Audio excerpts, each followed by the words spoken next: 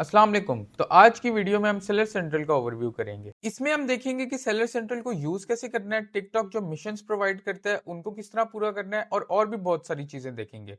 तो बिना कोई टाइम वेस्ट किए आए चलते हैं अपनी लैपटॉप की स्क्रीन पे। अच्छा जी, तो ये हमारे सेलर सेंट्रल का फ्रंट पेज है। इसमें हम यहाँ पे सबसे पहले जीएमवी से स्टार्ट कर लेते हैं। तो जीएमवी वो होगा जो आपको ऑर्डर्स की जो जितनी भी वैल्यू बन रही होगी वो इंक्लूडिंग शिपिंग, वो यहाँ पे टोटल आ रहा होगा। और उसके बाद कस्टमर्स आपको यहाँ पे शो होंगे, ऑर्डर एसक्यूज यानी कि आपकी कितनी प्रोडक्ट्स बिकी हैं वो यहाँ पे शो हो रहा होगा। विजिटर्स, यहाँ पे हम इसकी इंफॉर्मेशन को टुडे पे भी कर सकते हैं, 7 डेज भी और लास्ट 28 डेज पे भी। यहाँ पे जो आपने ऑर्डर्स आपने अभी शिप करने होंगे, जो आपको ऑर्डर्स आए होंगे वो यहाँ पे शो होंगे। उसके बाद यहाँ पे रिटर्न शो होंगे, अनरीड कस्टमर के मैसेजेस शो होंगे, और किसी एसक्यू का स्टॉक लो है तो वो यहाँ पे शो होगा, नेगेटिव रिव्यूज शो होंगे। उसके बाद ये कुछ रेफरल प्रोग्राम्स वगैरह, उसके बाद टिप्स वगैरह हैं, सक्सेस पाथ, ये मिशंस वगैरह हैं, इसको हम अलग से इसकी टैब में जाके क्लियर करेंगे। अच्छा जी, अब यहाँ पे हम सबसे पहले शॉप हेल्थ पे आ जाते हैं। ये बड़ा ज़रूरी है पॉइंट। तो अभी यहाँ पे 6 में से 4 टारगेट्स अचीव हुए हुए हैं। तो और यहाँ पे भी लिमिट्स लगी हुई हैं कि 100 से ज़्यादा डेली के ऑर्डर नहीं आ सकते, और लिस्टिंग लिमिट भी 3000 है डेली की।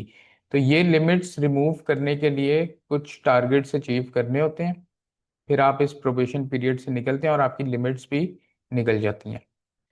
तो इसके लिए सबसे पहले टोटल नंबर ऑफ ऑर्डर्स 150 होने चाहिए। 150 होंगे तो लिमिट्स आपकी हटेंगी। उसके बाद रिटर्न रिफंड रेशियो 1.5% से कम होना चाहिए। लेट डिस्पैच रेट 4% से कम होना चाहिए।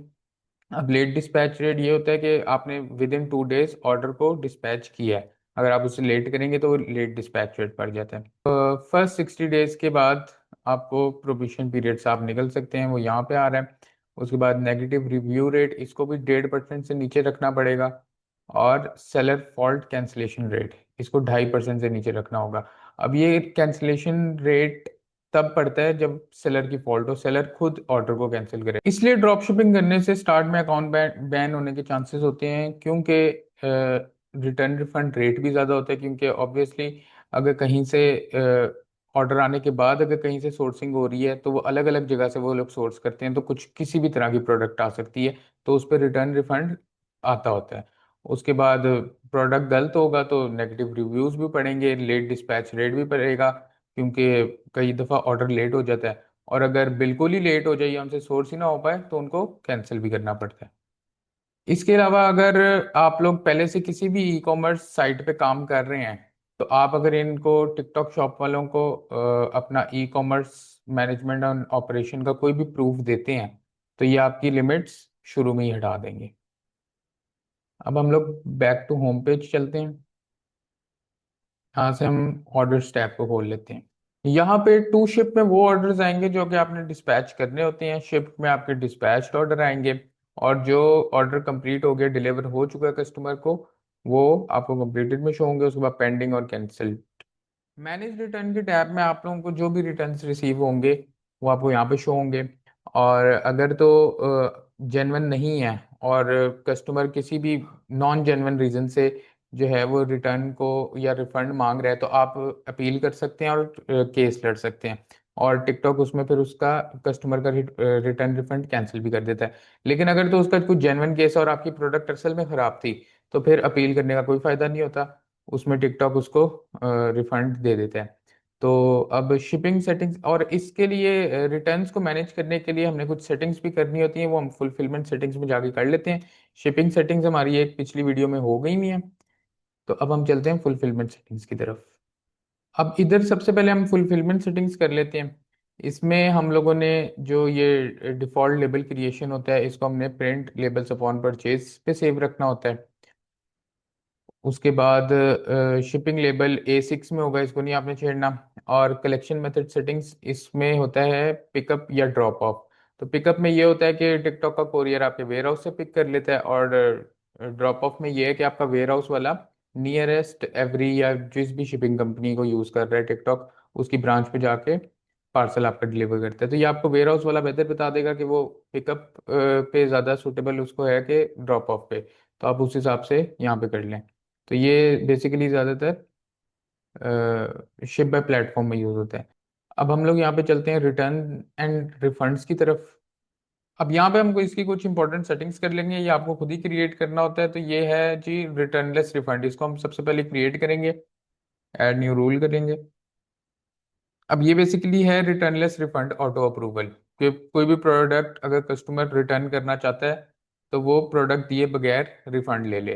तो इसका ऑटो अप्रूवल ये आपको सेट करना पड़ेगा। तो इसको हम नेम कर देते हैं R30, आप कुछ भी नेम कर सकते हैं। एक्सेप्टेड रिटर्न रीजन इसको नहीं हम छेड़ेंगे, प्रोडक्ट कैटेगरी को भी नहीं हम छेड़ेंगे, ताकि हमारी हर कैटेगरी में जो भी प्रोडक्ट है उसमें ये रूल फॉल करे। इसकी प्राइस रेंज को हम रिफंड रेंज को हम लोग 29 to 30 पाउंड करेंगे। अब जो भी प्रोडक्ट 29 to 30 पाउंड के बीच में होगी उसको टिकटॉक ऑटो रिफंड कर देगा रिटर्न लिए बगैर, यानी कि उसको प्रोडक्ट भी मिल जाएगी और उसको पैसे भी मिल जाएंगे। तो हम लोगों ने ये रूल बना दिया है। अब हम लोगों ने इस रूल पे स्टिक रहते हुए 29 to 30 पाउंड की रेंज में कोई भी लिस्टिंग की प्राइस नहीं रखनी। इसको 28 कर सकते हैं, 27 कर सकते हैं, 31 कर सकते हैं। इससे क्या होगा कि आपकी जो प्राइस रेंज की प्रोडक्ट्स होंगी, जिस तरह 28 पाउंड की है, उससे उस पर टिकटॉक कभी भी ऑटो अप्रूवल नहीं देगा रिटर्न लेस रिफंड को। और इफेक्टिव फॉर्म इसको हम लॉन्ग टर्म कर लेंगे और इसको हम कंफर्म कर देंगे। अब हम यहाँ से चलते हैं ऑटो अप्रूव रिफंड्स, इसको भी हम क्रिएट कर लेंगे। इस पे भी हम सेम रूल अप्लाई करेंगे, R30 कर देंगे, इन दोनों को नहीं छेड़ेंगे। रिफंड रेंज 29 to 30,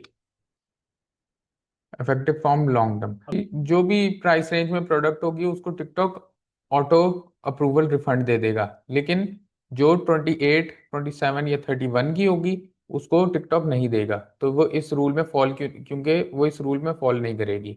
तो हम इस पे रूल अप्लाई करके इसको भी हम कंफर्म कर देंगे। याद रखें, आपने किसी भी प्रोडक्ट की प्राइस 29 to 30 नहीं रखनी, उससे फिर टिकटॉक ऑटो अप्रूवल नहीं देगा। ये रूल्स क्रिएट करने का मकसद ही ये है।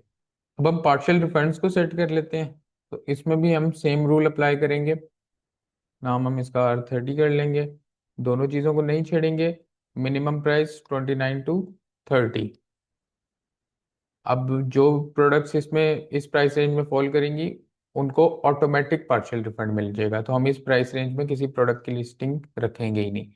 अब पार्शियल रिफंड रेट इसको हम 10% से 50% या जितना भी है, तो इसको हम 50% पे सेट कर देंगे। और इफेक्टिव फॉर्म लॉन्ग टर्म होगा, इसको हम कर देंगे कंफर्म। अब हम रिटर्न्स को सेट कर लेंगे। तो इसमें अब आपका इसमें रूल और होता है। इसमें सिर्फ टिकटॉक पूछ रहा है कि आप रिटर्न ऑफर कर रहे हैं कि नहीं कर रहे, तो हम लोग रिटर्न ऑफर करेंगे क्योंकि हम लोगों ने एक ऑथेंटिक बिजनेस करना है। तो इसका भी हम नाम R30 रख लेते हैं। प्रोडक्ट कैटेगरी को हम नहीं छेड़ेंगे। रिटर्न विंडो, अब ये कह रहा है कि विद इन 30 डेज, 45 डेज या 90 डेज।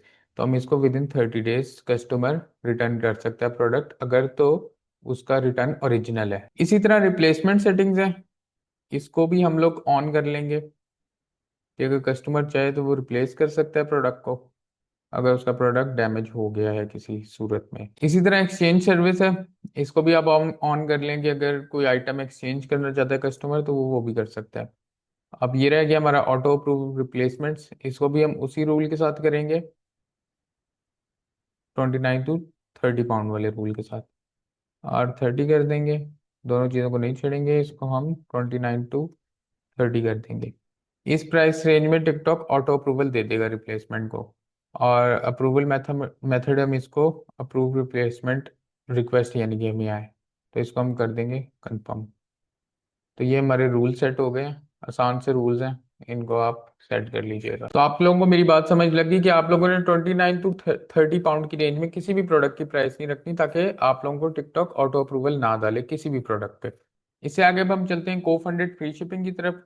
तो इसमें टिकटॉक शिपिंग इंसेंटिव्स देता है। जैसे अलग अलग इसकी जो ना ऑफर्स आई होती हैं। तो अभी जिस तरह है कि अगर 22 पाउंड से ऊपर की कोई भी प्रोडक्ट होगी तो उस पे टिकटॉक आपसे 2 पाउंड जो है वो फिक्स शिपिंग लेगा। तो इस तरह के डिफरेंट आते रहते हैं यहाँ पे, तो इसमें इनरोल कर लीजिएगा तो आप लोगों को शिपिंग इंसेंटिव्स मिल जाएंगे। अब इसके बाद हम लोग चलते हैं प्रोडक्ट टैब की तरफ। यहाँ पे हम ऐड प्रोडक्ट की टैब को छोड़ देंगे, इसको हम प्रोडक्ट लिस्टिंग की तरफ लिस्टिंग के वक्त देखेंगे। हम सबसे पहले आ जाते हैं मैनेज प्रोडक्ट की तरफ। तो ये मैंने एक सैम्पल प्रोडक्ट लिस्ट की हुई है। तो इसमें आप मैनेज कर सकते हैं प्रोडक्ट, इसकी क्वांटिटी वगैरह, रिटेल प्राइस, स्टेटस वगैरह, ये लाइव है। उसके बाद यहाँ पे ऑल है, ये लाइव में प्रोडक्ट हैं। उसके बाद डीएक्टिवेट जो हो गई हैं, रिव्यू जो हो रही हैं, सस्पेंडेड जो हो गई हैं। तो ये आप लोगों को सब कुछ मैं बताऊंगा प्रोडक्ट लिस्टिंग के टाइम पे कि किस तरह आपकी लिस्टिंग सस्पेंड नहीं होगी, वो ओके हो जाएगी। इसके बाद हम लोग चलते हैं प्रोडक्ट रेटिंग की तरफ। यहाँ पे आपको डिफरेंट टाइप के रिव्यूज नजर आएंगे, नेगेटिव भी आएंगे, न्यूट्रल भी आएंगे, पॉजिटिव भी होंगे। कोशिश कीजिएगा आपकी प्रोडक्ट अच्छी हो ताकि आप लोगों को पॉजिटिव रिव्यूज ही आए। लेकिन अगर नेगेटिव भी आता है तो उनको भी आप लोग रिप्लाई करें, उससे स्टोर की जो है रेपुटेशन वो अच्छी रहती है। अब हम प्रोडक्ट ऑप्टिमाइजर की तरफ चलते हैं। अगर आपकी लिस्टिंग में कोई भी डिफेक्ट है या कोई भी मिसिंग चीज़ है तो वो आपको यहाँ पे प्रोडक्ट ऑप्टिमाइजर में शो होगी, जिससे आप अपनी प्रोडक्ट को इम्प्रूव कर सकते हैं और लिस्टिंग इम्प्रूव इम्प्रूव कर सकते हैं। अगर जो लिस्टिंग ऑल ओके है तो फिर यहाँ पे आपको कुछ भी नहीं शो होगा। अब हम आगे चलते हैं प्रोडक्ट बंडल्स की तरफ। यहाँ पे आप दो डिफरेंट टाइप की प्रोडक्ट्स का एक बंडल बना सकते हैं, जिससे आप कोई भी अगर ऑफर या डील देना चाहते हैं अपने कस्टमर्स को, तो वो आप यहाँ पे प्रोडक्ट बंडल्स में आके डिफरेंट प्रोडक्ट की बंडल बना सकते हैं। तो अब हम आगे चलते हैं मैनेज स्टॉक की तरफ। यहाँ पे आप अपनी लिस्टिंग का स्टॉक मैनेज करते हैं। आप यहाँ पे टोटल स्टॉक डालते हैं आप, और स्टॉक अलर्ट भी डाल सकते हैं कि कितनी क्वांटिटी पे आ जाए तो आपको एक अलर्ट रिसीव हो जाए। तो जब अगर मैंने 20 क्वांटिटी पे डाल दिया तो जब 20 यूनिट्स रह जाएंगे तो ये अलर्ट दे देगा मुझे कि आप लो इन स्टॉक है। प्रोडक्ट अपॉर्चुनिटीज़ को हम प्रोडक्ट हंटिंग की वीडियो में कवर करेंगे। आगे हम चलते हैं यहाँ पे सेल्स एक्सकेलेटर की तरफ। सेल्स एक्सकेलेटर में आपको आपकी प्रोडक्ट के हवाले से रिकमेंडेशंस मिलती हैं, और उसके अब जब आप वो रिकमेंडेशंस उसकी पूरी कर देते हैं तो उसके हिसाब से आपको रिवॉर्ड्स मिलते हैं, जो कि रिवॉर्ड्स आपके कस्टमर चेकआउट के टाइम पे यूज़ कर सकते हैं। तो इससे जो है ना वो ग्रोइंग होती है आपकी स्टोर की भी और लिस्टिंग की भी। तो इसके बाद अब हमारी मार्केटिंग की टैब आ जाती है, हम इसको खोल लेते हैं। शॉप एड्स, इसके लिए एक अलग क्लास होगी। प्रमोशंस की तरफ चलते हैं। अच्छा, यहाँ पे आप अपने प्रोडक्ट पे डिफरेंट प्रमोशन सेट कर सकते हैं। जिस तरह प्रोडक्ट डिस्काउंट है, फ्लैश सेल है। फ्लैश सेल आप 3 दिन तक की लगा सकते हैं। उसके बाद फ्री शिपिंग कर सकते हैं, प्रोमो कोड लगा सकते हैं। तो इस तरह डिफरेंट टाइप की बहुत सी प्रमोशंस हैं, वो आप यहाँ से लगा सकते हैं। अब हम आगे चलते हैं शॉप पेज पे। अच्छा, शॉप पेज बेसिकली आपका स्टोर पेज है जो कि कस्टमर फ्रंट एंड पे देखेगा। तो आप इसको अपने हिसाब से डिज़ाइन कर सकते हैं, बहुत आसान है, सिर्फ ड्रैग एंड ड्रॉप करना है। तो हर किसी की अलग चॉइसेस होती हैं, तो वो अपने हिसाब से एक अपना store page, shop page design कर सकता है यहाँ से। बेसिकली आपके पास जो डिफरेंट प्रोडक्ट लिस्टेड होती हैं उनको आपने एक कैटेगरी देनी होती है और एक फॉर्मेशन में लाना होता है। तो अब हम आगे चलते हैं कैंपेन्स की तरफ। अच्छा, ये कैंपेन्स होती हैं, काफ़ी कैंपेन्स टिकटॉक लॉन्च करता रहता है, तो आप इसमें रजिस्टर कर सकते हैं अपनी प्रोडक्ट्स। इसमें होता ये है कि टिकटॉक जो है वो जिस तरह ये वाली कैंपेन है, इसमें अप टू 15% ऑफ वो टिकटॉक शॉप की तरफ से होता है, 15% ऑफ। तो वो आपके कस्टमर्स को टिकटॉक प्रोवाइड करता है। तो इसमें डिफरेंट कैंपेन्स आती रहती हैं, इसमें रजिस्टर कर लेना चाहिए, इससे एक्सपोजर बढ़ता है काफ़ी। आगे हम चलते हैं टिकटॉक फंडिंग प्रोग्राम की तरफ। ये भी मार्केटिंग प्रोग्राम्स हैं, इसमें भी आप रजिस्टर करके टिकटॉक से इंसेंटिव्स ले सकते हैं। आगे एफिलिएट सेक्शन, इसके लिए अलग वीडियो होगी। उसके बाद हम लाइव एंड वीडियो पे चलते हैं। अच्छा, यहाँ पे बेसिकली आपको डिफरेंट प्रोडक्ट वीडियोस मिल रही होती हैं जो कि मार्केट में काफ़ी चल रही हैं, तो आप उनसे इंस्पिरेशन ले सकते हैं और आप कुछ कंटेंट भी क्रिएट कर सकते हैं यहाँ से। अपनी लिस्टिंग के थ्रू अपनी लिस्टिंग को सिलेक्ट करके वो आपको एक एआई वीडियो जनरेट करके दे देता है। लेकिन वो बिल्कुल रिकमेंडेड नहीं है, क्योंकि उससे आजकल वायलेशंस आ रही हैं अकाउंट पे। तो बेहतर यही है कि आप अपनी वीडियोस खुद बनाएं। तो अभी हम चलते हैं ग्रोथ टैब की तरफ। इधर बेसिकली मिशंस होते हैं डिफरेंट किस्म के, जो कि आप पूरे करके रिवॉर्ड्स ले सकते हैं वॉचर की सूरत में। जैसे मैं आपको दिखा देता हूँ, सेटअप फ्री शिपिंग अगर आप करेंगे तो आपको 25 पाउंड वॉचर मिलेगा, जो कि आपके कस्टमर चेकआउट के वक्त यूज़ कर सकते हैं। और ये वॉचर्स देख के ज़्यादा कस्टमर्स आपकी लिस्टिंग की तरफ भी आते हैं जब वो कोई भी प्रोडक्ट ढूंढ रहे हो। तो आप इनको रेगुलरली देख के पूरा कर लें। आगे हम चलते हैं एनालिटिक्स की तरफ।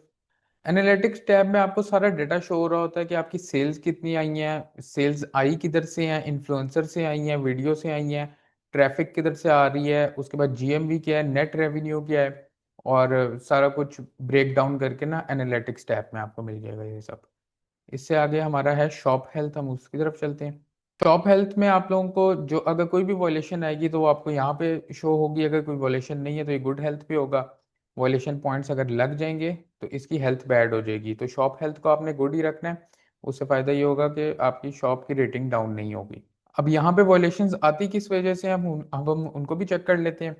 तो वही पुरानी चीज़ें, सेलर फॉल्ट कैंसिलेशन रेट इसको 2.5% से नीचे रखना है, इसको हमने ट्रैकिंग डेट को 95% से नीचे रखना है, 24 आवर रिस्पॉन्स रेट है। तो इस तरह की ये सारी चीज़ें हैं, मेट्रिक्स हैं, इनको आप देख लीजिएगा। आगे हम चलते हैं टिकटॉक अकाउंट हेल्थ की तरफ। यहाँ पे आपको अपने टिकटॉक अकाउंट की हेल्थ शो हो रही है। अगर आपकी वीडियोस पे कोई वॉयलेशन आई है तो वो यहीं पे शो होगी। अब हम आगे चलते हैं शॉप परफॉर्मेंस स्कोर की तरफ।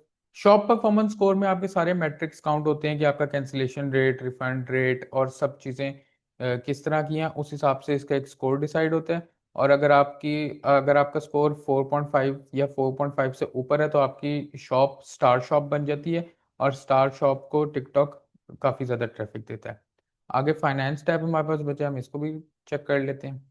फाइनेंस टैब में सारा आपका पेमेंट्स का जो भी ब्रेकडाउन होता है, पेमेंट्स की डिटेल्स होती हैं वो शो होती हैं, होल्ड भी कितनी पेमेंट है, प्रोसेस कितनी हो रही है और पेड कितनी हो गई है। पे आउट में से आप लोग देख सकते हैं कि फेल्ड तो नहीं होगी कोई। तो ये सारा मनी रिलेटेड है। तो ये था सेलर सेंट्रल का एक डिटेल्ड ओवरव्यू। उम्मीद है आपको मेरे सारे पॉइंट्स क्लियर हो गए होंगे। इसमें जो कुछ इंपॉर्टेंट पॉइंट्स रह गए हैं जैसे product listing, product opportunities tab, ads, इन सब के लिए अलग वीडियोस होंगी ताकि आप लोगों को भी आसानी रहे। मिलते हैं नेक्स्ट वीडियो में, तब तक के लिए अल्लाह हाफिज।